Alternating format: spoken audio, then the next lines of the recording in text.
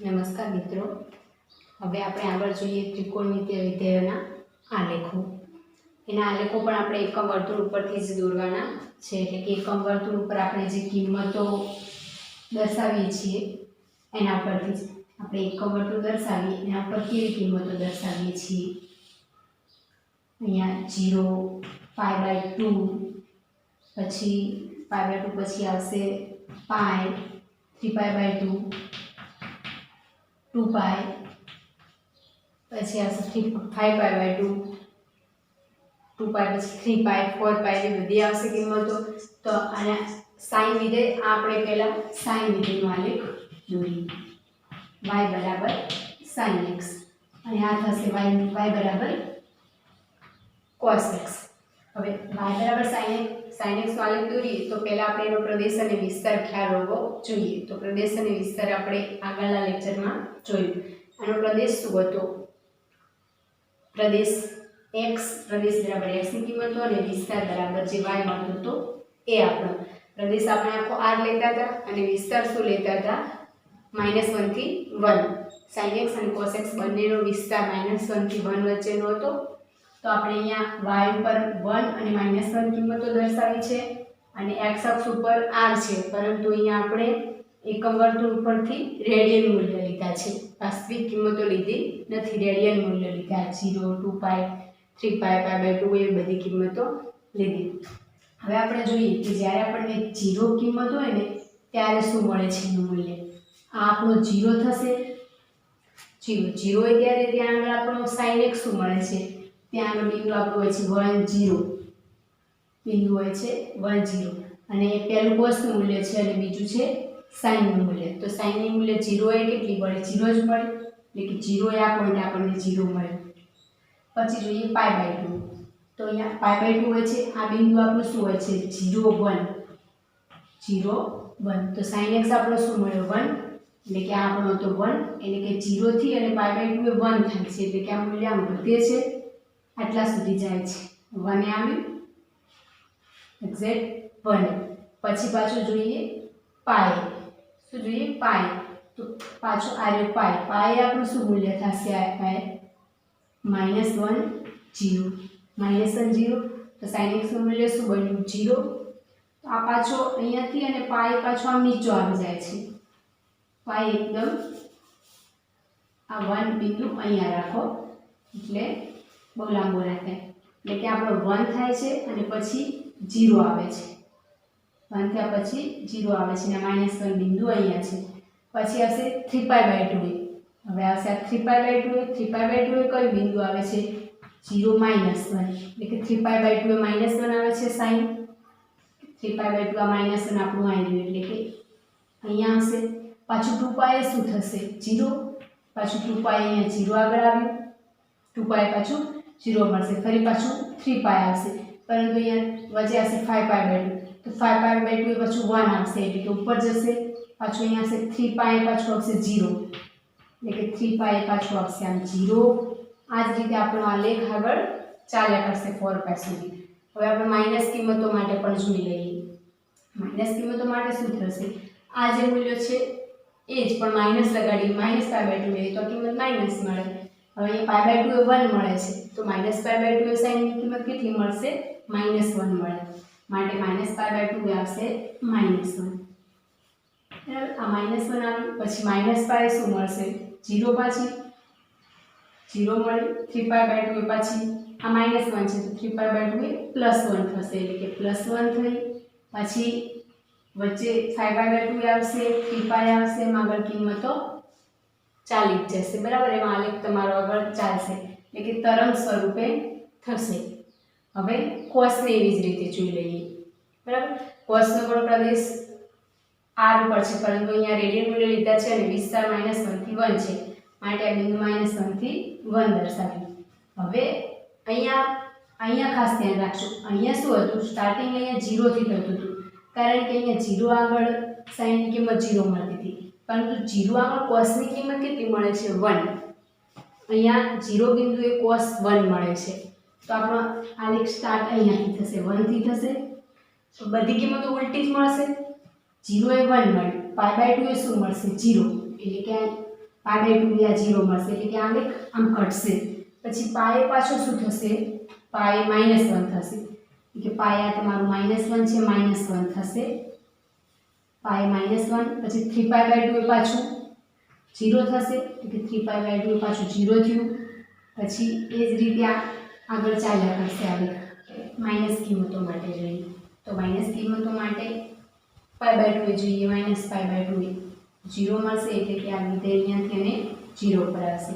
હવે આવશે પાય હવે જુઓ અહીંયા આપણને એમ થાય કે પાયે કેટલી કિંમત મળી -1 અને આપણો આલેખ આમ આવશે -1 પરંતુ સાઈનમાં તો ઉલટું કર્યું હતું -1 મળતા હતા -1 કિંમત મળે તો માઈનસ લગાવીએ તો -π લઈએ તો પ્લસ લેતા પરંતુ કોસમાં મેં તમને કીધું હતું કોસમાં શું થાય છે માઈનસ કિંમત મળશે નહીં એટલે કે આપણે માઈનસ લઈએ તો કિંમત એની એ જ રહે છે બદલાતી નથી। સાઈન માટે જ માઈનસ માટે ખૂણાનું માપ માઈનસ લઈએ તો એનું મૂલ્ય માઈનસ થતું હતું સાઈન માટે તો શું થતું હતું પ્લસ જ રહેતું હતું મતલબ કે જે માઈનસ હોય તો માઈનસ રહે અને પ્લસ હોય તો પ્લસ રહે જે હોય જ રહેતું હતું એનું મૂલ્ય કોસનું મૂલ્ય બદલાય નહીં। કાલે આપણે આવું કર્યું કે કોસ -x હોય તો શું થશે cos x જ થાય આ ખૂણો માઈનસનો કોઈ ફરક પડે નહીં પરંતુ sin -x લો તો શું થાય -sin x થાય વિધેયની આગળ માઈનસ આવે જો ખૂણો તમે માઈનસ લો તો માટે અહીંયા તો -1 મળે છે તો -1 જ લેવાનું ખૂણો ભલે માઈનસ લીધો હોય કંઈ ફરક પડે નહીં। પછી 3π/2 એ પાછું શું આવશે 0 થશે એ જ રીતે તમારો આલેખ આમ આગળ ચાલ્યા જ કરશે બરાબર। આગળ 3π/2 પછી 2π છે 2π પાછું શું થશે 1 આવશે 2π 1 આવશે બરાબર રીતે આગળ આલેખ ચાલી જશે એટલે cos x નો આલેખ પણ આમ તરંગ સ્વરૂપ થશે અને sin x નો પણ તરંગ સ્વરૂપે થશે પરંતુ આ અહીંયા 0 થી ચાલુ થાય છે અને આ 1 થી ચાલુ થાય છે યાદ રાખજો બધા જ મૂલ્ય અલગ કિંમત માટે મળે છે અહીંયા જે 0 આવે 1 આવે અને અહીંયા 1 આવશે અહીંયા 0 એ આવશે આ છે તમારો cos x અને sin x બંનેનો આલેખ। ચલો હવે જોઈએ tan x અને cot x નો આલેખ। હવે tan x અને cot x માં પણ x અક્ષ ઉપર તો બધા રેડિયન માપ એટલે કે એકમ વર્તુળના માપ આપણે લખી દેવાના x અક્ષ ઉપર તો દરેક આલેખમાં રેડિયન માપ લખી દેવાના પરંતુ પેલામાં તો શું હતું વિસ્તાર પેલામાં શું હતું -1 થી 1 હતો માટે આપણે -1 અને 1 બે જ મૂલ્ય લીધા હતા। અહીંયા tan x અને cot x નો વિસ્તાર શું થશે આખો r એટલે કે અહીંયા r ની બધી જ કિંમતો આવશે અનંત સુધી આ બધી જ કિંમતો છે મેં ખાલી 1 અને 2 લખ્યા છે સમજાવવા પૂરતા બાકી આ અનંત સુધી કિંમતો બધી જ r ની હશે। હવે જોઈએ tan x નું મૂલ્ય 0 એ શું મળે છે sin ભાગ્યા cos tan x એટલે sin ભાગ્યા cos એટલે કે sin x ની કિંમત 0 cos x ની 1 0 ભાગ્યા 1 એટલે 0 થશે એટલે કે અહીંયા 0 એ તમને અહીંયા 0 મૂલ્ય મળશે એક બિંદુ મળે 0 થી પછી શું થાય છે π/2 એ શું થશે 1 ભાગ્યા 0 એટલે કે ઇન્ફિનિટી એટલે કે 0 થી ને π/2 એ શું કિંમત જાય છે ઇન્ફિનિટી જાય છે એટલે કે તમારી આ કિંમત આમ વધતી આમ π/2 એ જશે ને ત્યારે આમ અનંત સુધી થઈ ગઈ હશે આ π/2 ને આમ સમજવા માટે લાઈન દર્શાવી દઉં કે આ જ્યારે આમ જશે ને ત્યારે આમ અનંત સુધી ઇન્ફિનિટી સુધી જશે આ બધી કિંમતો 1 મળશે 2 મળશે 3 એમ ઇન્ફિનિટી કિંમતો મળશે એટલે કે 0 થી π/2 એ જો એમ 0 થી ઇન્ફિનિટી કિંમતો તમને મળે છે।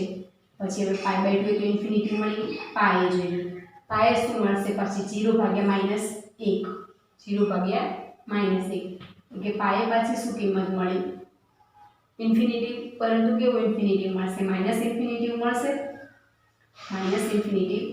અને આ બાજુ -π/2 લેશો તો પણ શું થશે tan માં તો -π/2 નું વિધેય બદલાશે એટલે કે પહેલા -π/2 નું જોઈ લઈએ કે -π/2 આવશો તમે -π/2 એટલે તમને ઇન્ફિનિટી ટુ 0 મળશે -π/2 લેશો એટલે આ જે કિંમત મળતી હતી એ તમને 0 એ તો 0 જ લેશે પરંતુ એ 0 થી π/2 એ જો ત્યારે 0 થી ઇન્ફિનિટી થાય છે 0 થી ઇન્ફિનિટી પરંતુ -π/2 આવશે એટલે -ઇન્ફિનિટી આવશે એટલે 0 થી -ઇન્ફિનિટી એટલે કે તમને આ કિંમત આમ -ઇન્ફિનિટી તરફ આવશે નીચે બધા -ઇન્ફિનિટી કિંમતો થશે એટલે આમ ઘટતી છેલ્લે સુધી -ઇન્ફિનિટી સુધી આવશે એટલે આનો આલેખ આવો બનશે તમારે આલેખ આવો થશે। પછી હવે પાય જોઈએ. પાયે પાછી કેવી કિંમતો થશે? પાયે તો 0 થવાની, પાયે તો 0 થઈ ગઈ બરાબર. હવે 3π/2 લઈ લઈએ. 3π/2 શું થશે પાછું? -1/0, ભાગાકારમાં 0 એટલે કે ઇન્ફિનિટી, એટલે કે ફરી 3π/2 ઇન્ફિનિટી કિંમતો આવશે. એટલે અહીંયા 3π/2 નું ડોટ લાઈન કરો. હવે તમે પાછું પાય અહીંયાથી 0 થી પાયથી અને 3π/2 આવો એટલે શું થાય છે? 0 થી અને ઇન્ફિનિટી કિંમતો તમને મળે છે. એટલે કે અહીંયા પાયે 0 હતી, 3π/2 જાઓ એટલે ઇન્ફિનિટી કિંમતો થાય છે. તમારે ઇન્ફિનિટી થાય છે બરાબર. અને પાછું પાયથી અને નીચે આવો કિંમતો, પાયથી નીચેની બાજુ, તો તમને પાછી આ કિંમતો કેવી મળશે? -ઇન્ફિનિટી મળશે બરાબર. આ કિંમતો બધી કેવી થશે? આ રીતે કિંમતો મળે. પાયથી અને π/2 માં જાઓ ત્યારે શું થશે? ઉલટું મળશે, નેગેટિવ કિંમતો મળશે. પછી 2π પાછી શું થઈ જશે? 0 થઈ જશે. એમ આગળ આલેખ ચાલ્યા જ કરશે. અહીંયા પણ હવે -π શું થશે? -π તો 0 જ થવાનું, -π 0. અને -3π/2 -3π/2 પાછું અનંત થશે બરાબર. એટલે કે પાછી આ કિંમતો બધી કેવી જશે? ઉપર જશે. પરંતુ અહીંયા બીજું એક કે જો -3π/2 એ શું થશે? ઇન્ફિનિટી થશે. માટે આ બધી કિંમતો કેવી આવશે? આમ નીચે તરફ ઇન્ફિનિટી બરાબર. તો -π શું થશે? બધી નીચે આવશે. અને તમે આ -π થી -π/2 જાઓ, વિરોધી જાઓ, એટલે કે -π થી અને -π/2 જાઓ તો પણ શું થશે? તમારું ઇન્ફિનિટી જ કિંમતો તો જશે, પરંતુ એ કેવી થશે? પોઝિટિવ થશે બધી. આ બધા ચરણમાં કયા ચરણમાં કયું વિધેય ધન છે ઋણ છે મેં કાલે કીધું હતું. અને પેલું 0 થી 1 માં વધે છે, 0 થી 1 માં ઘટે છે, ઇન્ફિનિટી થી -1 માં વધે છે. એ બધું કોષ્ટક દર્શાવ્યું એનો અહીંયા ઉપયોગ કર્યો છે. કોષ્ટક ઉપર ત્યાં બધા મૂલ્યો તમને જલ્દી મળશે. જો કોષ્ટક યાદ હશે તો મળી જશે બરાબર. 0 થી અને -π થી અને -π/2 માં જાઓ એમ શું થશે? અનંત કિંમતો મળશે. એટલે કે તમને 10x માં તો લગભગ મોસ્ટલી બધી કિંમતો કાં તો 0 ઉપર મળશે, કાં તો ઇન્ફિનિટી ઉપર મળશે. 1 ઉપર 2 ઉપર એવી રીતે ક્યાંય મળશે નહીં. એટલે કે 1 ઉપર કે 2 ઉપર ક્યાંય ટચ થશે નહીં. એક આ 0 ઉપર બિંદુઓ મળશે અને બીજા બધા બિંદુઓ આમ ઇન્ફિનિટી સુધી મળશે, કાં તો -ઇન્ફિનિટી મળશે અથવા +ઇન્ફિનિટી મળશે. હવે જોઈએ કોટેક્સમાં. કોટેક્સમાં પણ એવું જ થશે, પણ આના કરતાં વિરોધી હશે. જેમ sin x અને cos x બંનેનો આલેખ તરંગાકાર હતો, પરંતુ એક 0 થી આવતું હતું અને એક 1 થી ચાલુ થતું હતું. બંને બિંદુઓ કેવા હતા? વિરોધી મળતા હતા. તો અહીંયા પણ ઇન્ફિનિટી તો મળશે, પરંતુ અહીંયા જ્યાં આગળ π/2 ઇન્ફિનિટી થાય છે એ શું થશે? 0 ઇન્ફિનિટી થશે અને π/2 એ 0 થશે. આના કરતાં બધું વ્યસ્ત આવશે. એ આપણે આની અંદરથી કિંમતો જોઈને ચેક કરી લઈએ કે હવે cot 0 એ શું થાય છે?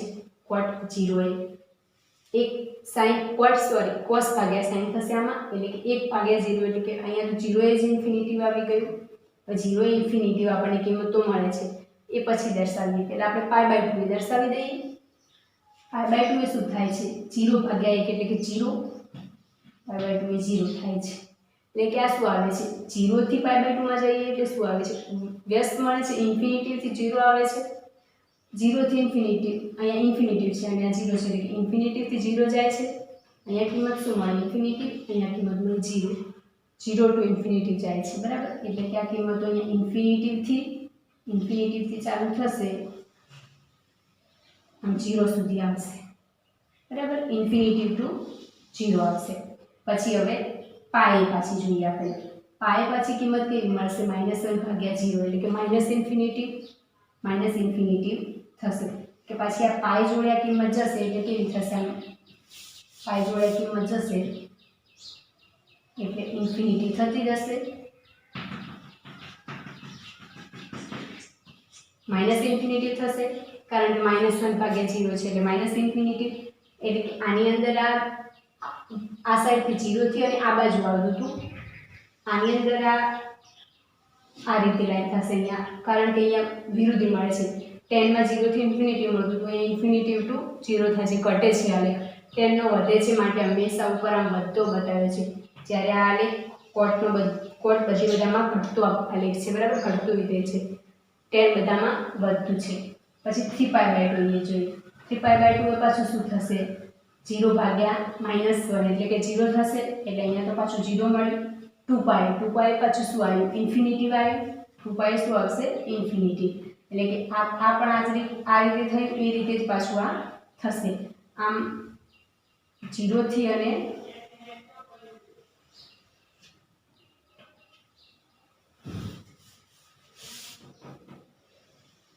આમ થશે 3π/2 એ 0 આવે છે એટલે કે ઇન્ફિનિટી ટુ 0 આવશે અને પાછું 2π શું થશે માઈનસ ઇન્ફિનિટી એટલે કે આમાં 2π જશે શું થશે માઈનસ ઇન્ફિનિટી થશે પાઈ થી અને 3π/2 માં શું થાય છે પાઈ થી અને 3π/2 માં પાછું ઇન્ફિનિટી ટુ 0 આવી જાય છે અને પાછું ઇન્ફિનિટી ટુ 0 આવે છે અને 3π/2 થી અને 2π માં પાછા જઈએ એમ માઈનસ ઇન્ફિનિટી આવે છે એટલે કે 3π/2 થી 2π માં જઈએ એમ પાછું આપણું માઈનસ ઇન્ફિનિટી આવશે આ બાજુ પણ એક થશે કે હવે -π/2 જઈએ એટલે શું થશે -π/2 લઈએ એટલે આના કરતાં વ્યસ્ત જ થવાનું છે અહીંયા જો 0 તો આવશે -π/2 બરાબર પરંતુ કઈ રીતે આવશે અહીંયા -π થી અને આમાં લઈએ એટલે આવશે